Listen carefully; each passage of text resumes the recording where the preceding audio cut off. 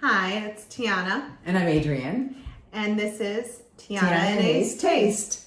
So today we are going to be doing kind of a spin-off from one of our prior videos of trying vegan cheeses. And we're going to be testing out our favorite ones on a vegan pizza. And so in this, I'm going to share a recipe that I have for a really good gluten-free crust. And we're also going to be putting the vegan cheeses to the test to see which ones stand up well to pizzas, and also just kind of to see, right? kind of see how it goes with melting, but also if, maybe we like one of them on a pizza more than we did just tasting it. And so we'll show you the process of that. So I'm going to show you a super quick recipe for gluten-free pizza crust that consists of 3/8 of a cup of gluten-free flour. I use Bob's Red Mill 1-to-1 baking flour. And then 1/4 of a cup of almond flour. 3/4 of a cup of tapioca flour. For pizza, add in a little salt, garlic powder, maybe even a little bit of pepper.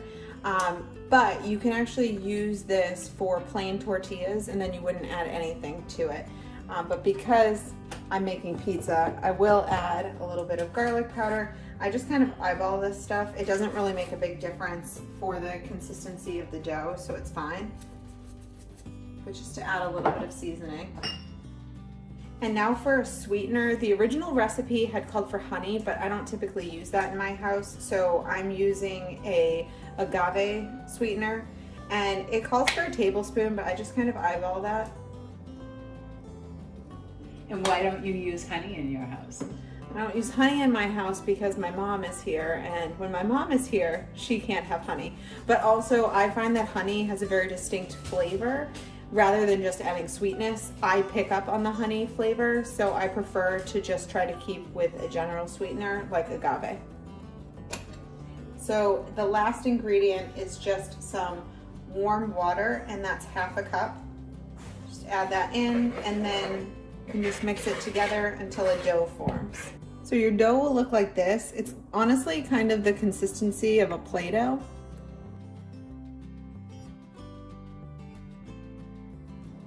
So after rolling out the dough, I put it into the oven at 400 degrees for 10 minutes, just to make sure that kind of the crust sets up.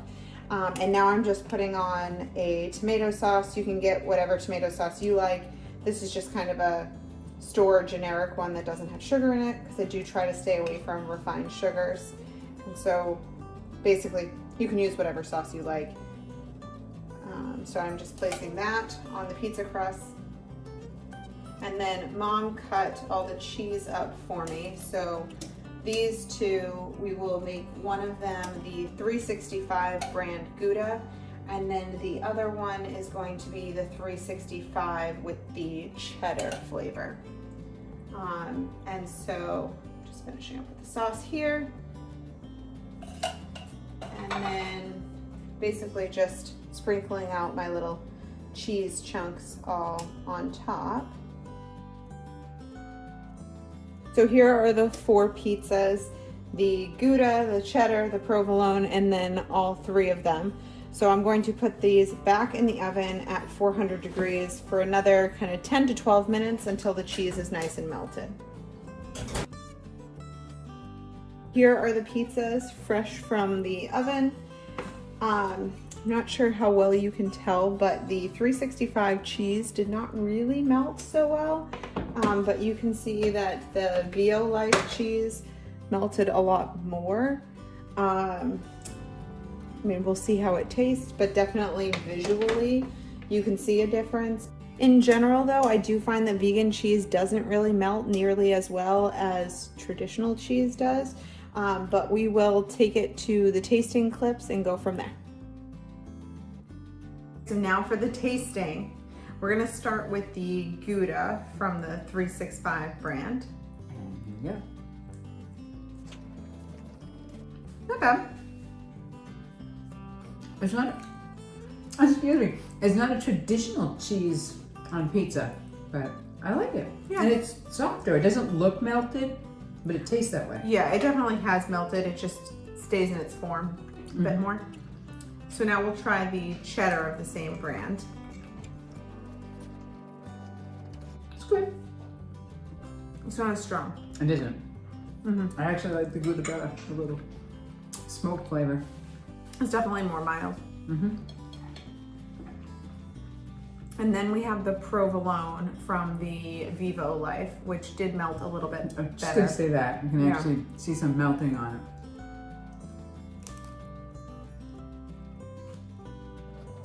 Need to mention the crust is very good. Nice and crispy. It's kind of like a flatbread crust, so don't think about it as like a traditional one.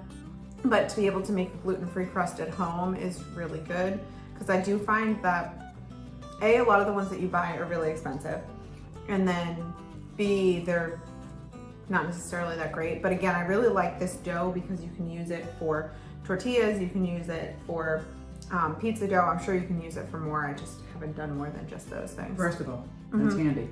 Yeah, and with tortillas, I just cook them on the stove top. I like the provolone.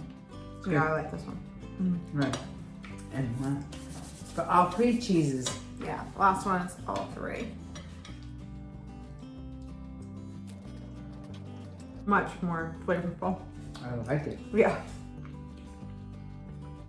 That tastes more like a normal pizza because I think you get the flavor profile of all of them, which works well. They all taste kind of smooth too, together. Yeah, definitely. Yeah, this one's Starving. this one's definitely the best, I would say. As far as if you were choosing just one flavor though, if someone was just gonna buy 1 pack, the provolone. I agree. I think the provolone has a good amount of flavor, not too overpowering, and the fact that it melts is a lot nicer. You probably could use it in like a tortilla for a quesadilla or something better. Yeah. So you can throw some veggies on there. Or yeah, that's true. We just wanted to kind of get, you know, plain, so just so that we could taste that, but absolutely. Who's over here? Oh, Can you see Apollo? We have a visitor. We have a visitor, yes. Someone wants some pizza. And I don't blame them because it's delicious. So what do you think about that? Hope you liked it. And make sure to comment down below any other suggestions that you have. And then make sure that you like and subscribe. And also make sure to follow us on Instagram. And our username is also Tiana and Ace Taste. So you can catch us there as well.